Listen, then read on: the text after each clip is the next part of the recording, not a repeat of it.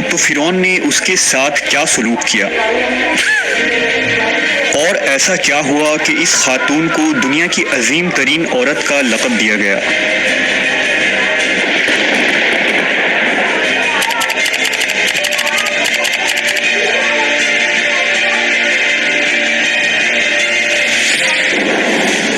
فرعون مصر کا ایک ظالم و جابر بادشاہ تھا۔ اس نے مصر میں آباد قوم بنی اسرائیل کو غلام بنا رکھا تھا اور ان پر ظلم کے پہاڑ توڑتا تھا۔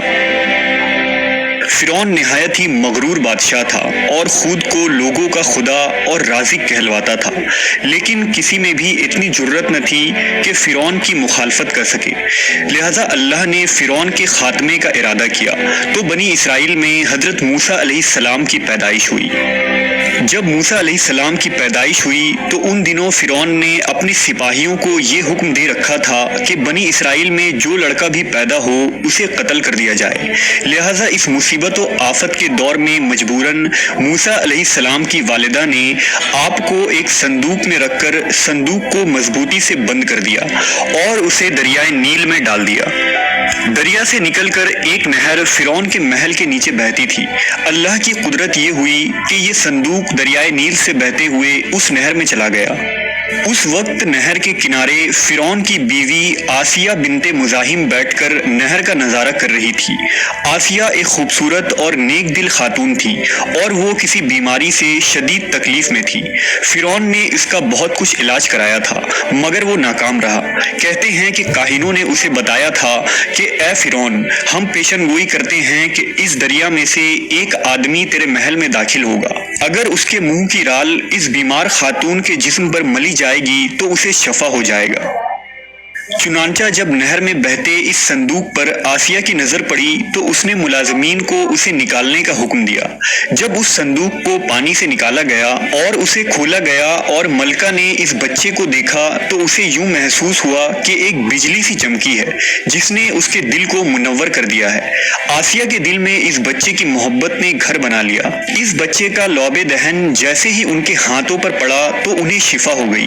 فرعون کی بیوی آسیہ کی بدن سے کوئی لڑکا نہ تھا اور وہ بے اولاد تھی، لہٰذا اس پاک دل خاتون کی ممتا جاگ اٹھی اور اس نے موسیٰ علیہ السلام کو گود لے لی۔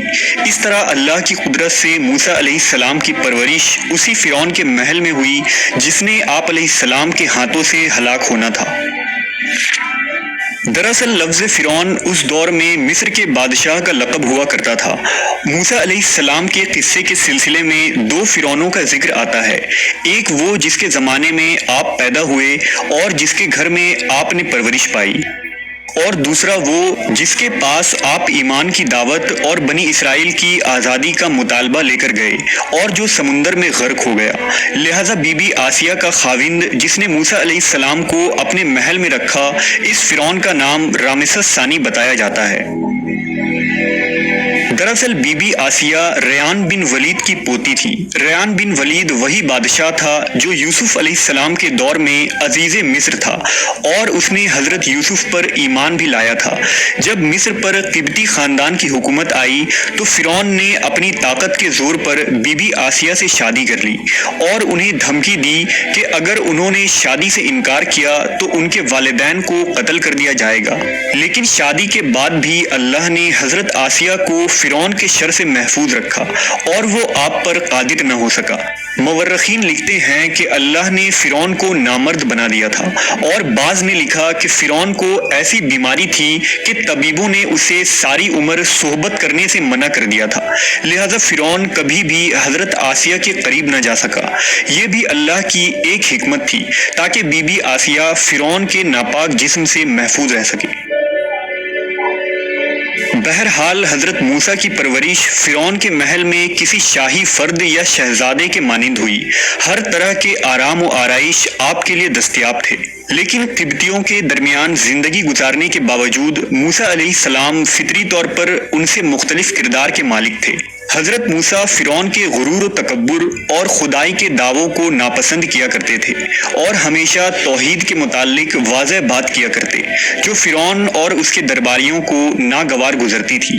بہت جلد وہ وقت بھی آ گیا جب اللہ نے حضرت موسیٰ علیہ السلام کو نبوت عطا کی اور آپ فرعون کے دربار میں اسلام کی دعوت لے کر تشریف لائے۔ اس وقت فرعون کے مطالبے پر جادوگروں اور موسیٰ علیہ السلام کے درمیان سحر کا مقابلہ ہوا، جس میں حضرت موسیٰ کی عصا حقیقی سانپ میں تبدیل ہو گئی اور جادوگروں پر حق واضح ہو گیا کہ یہ اللہ کے سچے رسول ہیں جنہیں ہماری ہدایت کے لیے بھیجا گیا ہے، جبکہ فرعون اپنے انا اور غرور پر قائم رہا اور موسیٰ علیہ السلام کے دعوت کا انکار کر دیا۔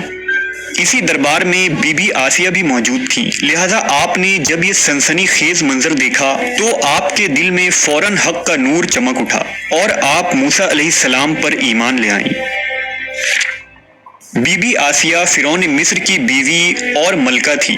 آپ کے پاس مال و دولت کی کثرت تھی، لیکن اس کے باوجود آپ غرور و تکبر کا شکار نہیں تھی، بلکہ آپ کا دل غریبوں کی محبت سے سرشار اور ان پر شفقت و مہربانی کے جذبے سے معمور تھا۔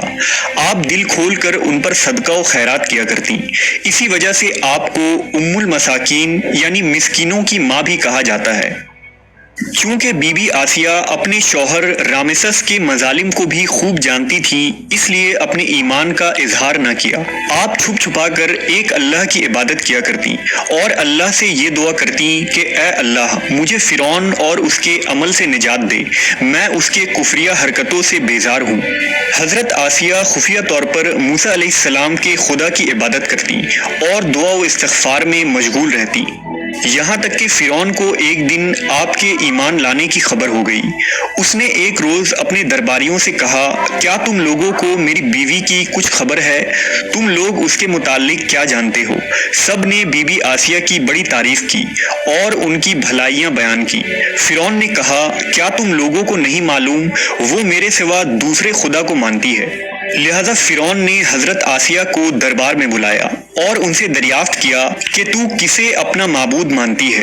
حضرت آسیہ نے دلیری اور جذبہ ایمانی سے جواب دیا کہ میں موسیٰ کے رب پر ایمان رکھتی ہوں، جو میرا، تیرا اور ہم سب کا خدا ہے۔ فرعون اس بے باک جواب پر غضبناک ہو گیا اور بہت جلد پورے شہر میں اس بات کی شہرت ہو گئی کہ فرعون کی بیوی اور ملکہ نے فرعونی طور طریقے کو ٹھکراتے ہوئے دین موسیٰ قبول کر لیا ہے۔ پہلے تو فرعون نے بی بی آسیہ کو سمجھا بجھا کر، ترغیب دلا کر اور ڈرا دھمکا کر موسیٰ علیہ السلام کے دین کو چھوڑنے کو کہا، لیکن جب اس نے حضرت آسیہ کے چٹان جیسے مضبوط ایمان اور جذبے کو دیکھا تو اس نے ظلم و بربریت سے کام لینے کی ٹھان لی۔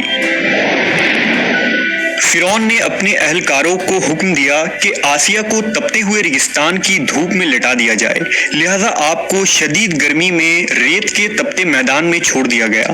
فرعون اس جگہ دورہ کرتا رہا اور کہتا رہا کہ اب تو باز آ جا، اگر تو نے میری بات مان لی تو محل کی شاہی زندگی اور آرام و آرائش تیری منتظر ہے۔ مگر حضرت آسیہ پر اس کا کوئی اثر نہ ہوا، کیونکہ آپ کو جنت کے اس لافانی محلات پر ایمان تھا جو اللہ نے انہیں عطا کرنے کا وعدہ کیا تھا۔ جب فرعون نے حضرت آسیہ کی ثابت قدمی کو دیکھا تو اس نے آپ کو شہید کرنے کا فیصلہ کر لیا۔ اس نے اپنے سپاہیوں کو حکم دیا کہ بڑی سے بڑی چٹان کہیں سے اٹھا لاؤ اور آسیہ کو چت لٹاؤ اور وہ چٹان اس پر گرا دو۔ لہٰذا جب یہ لوگ پتھر لائے اور حضرت آسیہ کو لٹایا گیا تو آپ نے آسمان کی طرف نگاہ اٹھائی تو پروردگار نے حجاب ہٹا دیے اور جنت کو اور وہاں جو محل ان کے لیے بنایا گیا تھا اسے انہوں نے اپنی آنکھوں سے دیکھ لیا۔ آخر کار اس پتھر کو آپ پر گرا دی گئی اور آپ کی روح پرواز کر گئی۔ حضرت آسیہ کے فضائل احادیث مبارکہ میں کچھ ان الفاظ سے آئے ہیں کہ رسول اللہ صلی اللہ علیہ وسلم نے فرمایا، مردوں میں سے تو بہت سے درجہ کمال تک پہنچے، لیکن عورتوں میں سے سوائے فرعون کی بیوی آسیہ اور عیسیٰ علیہ السلام کی والدہ مریم بنت عمران کے اور کوئی عورت درجہ کمال تک نہیں پہنچی۔ اس طرح ایک اور روایت میں آتا ہے کہ آپ صلی اللہ علیہ وسلم نے فرمایا، جنتی عورتوں میں سب سے افضل خدیجہ بنت خویلد، فاطمہ بنت محمد اور فرعون کی بیوی آسیہ بنت مزاحم اور عیسیٰ علیہ السلام کی والدہ مریم بنت عمران ہے۔ ایک روایت میں آتا ہے کہ بی بی آسیہ کا نکاح جنت میں حضرت محمد صلی اللہ علیہ وسلم سے ہوگا، لہذا روایت ہے کہ رسول اللہ صلی اللہ علیہ وسلم نے فرمایا، جنت میں میرا نکاح مریم بنت عمران، موسیٰ کی بہن کلثوم اور فرعون کی بیوی آسیہ کے ساتھ ہوگا۔ ہم نے دیکھا کہ حضرت آسیہ ایسی حکومت کے ساتھ، ایسے دربار کے اندر، اس قدر مال و دولت، اطاعت گزار غلام اور کنیزوں کے ساتھ میں ایک بہترین زندگی تھی، لیکن انہوں نے حق کو قبول کیا اور موسیٰ علیہ السلام کے دین پر ایمان لے آئی، حالانکہ انہیں معلوم تھا کہ ایمان لانے کی وجہ سے ان کی تمام خوشیاں اور مقام و منصب چھن سکتا ہے، یہاں تک کہ جان بھی جا سکتی ہے، لیکن آپ نے حق کو قبول کیا اور اپنے گزشتہ اعمال پر توبہ کر لی۔ بلا شبہ توبہ کرنا اور ایمان پر مضبوطی سے قائم رہنا کوئی آسان عمل نہیں، لیکن جو شخص بھی اس دنیا کی مشکلات سے گزر کر اللہ کی اطاعت کرے گا اور انسانوں کے بجائے اللہ سے ڈرے گا تو آخرت میں اس کے لیے بہترین لافانی زندگی